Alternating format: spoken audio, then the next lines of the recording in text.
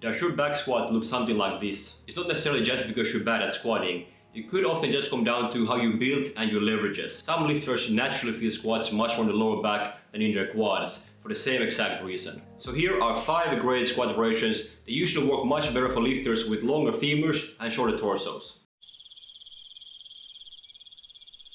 So why do squats feel more difficult for some lifters? Well, often it comes down to your proportions. If you have longer femurs in comparison to your torso length, then squat most likely going to feel a bit more difficult for you compared to someone with shorter legs, so shorter femurs and a longer torso. But it's not just about height or having long legs. Somebody could have long legs and a longer upper body in proportion to their legs and be very tall, but you still have good proportion for squatting.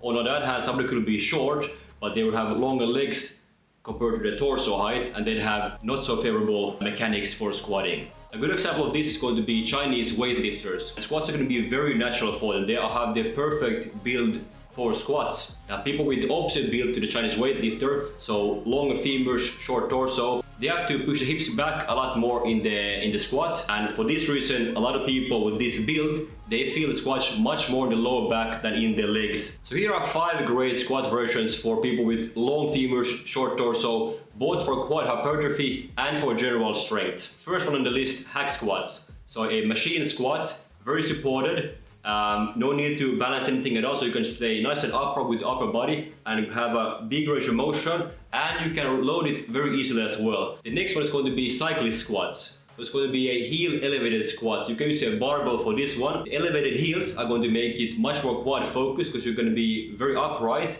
and you're also going to be able to come nice and low in a squat. So you get big range of motion, you get high quad stimulus, and you can load it quite well as well. The next one is going to be kettlebell cyclist hack squats. So you can have your heels elevated, you can have a kettlebell behind your body.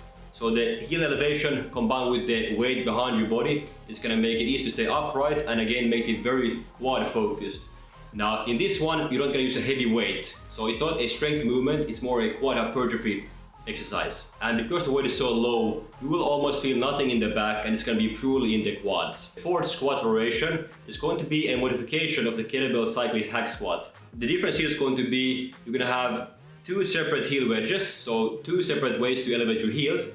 You're also going to be having the heel wedges on 2 separate platforms, so you're going to be higher up from the ground, and you're going to be having a band or a rope and holding the kettlebell behind your body with this. First of all, you're going to get a bit more range of motion in this squat because you're standing up on a higher platform now.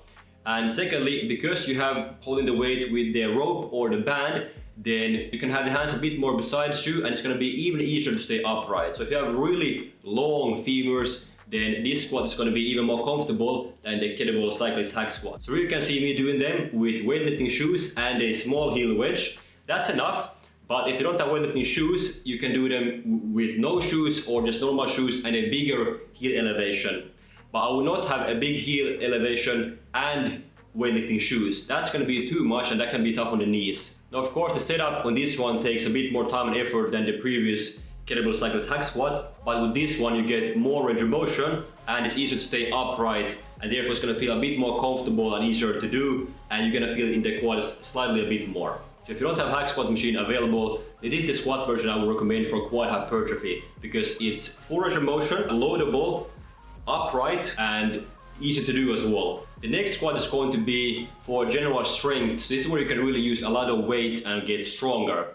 That's going to be Zerker squats. The weight is going to be in front of you and quite low as well, which will encourage you to stay nice and upright, which is something that's very rare for someone with long femurs and shorter torsos, and therefore you can really load it quite heavily, and this could be your basic lower body strength movement. If you want to learn more about Zerker squats and how you can benefit from them, I recommend you have a look at this video right here that's going to teach you why you could benefit from Zerker squats as a long leg lifter in more detail. Thank you for watching, and I will see you in the next video. Bye bye.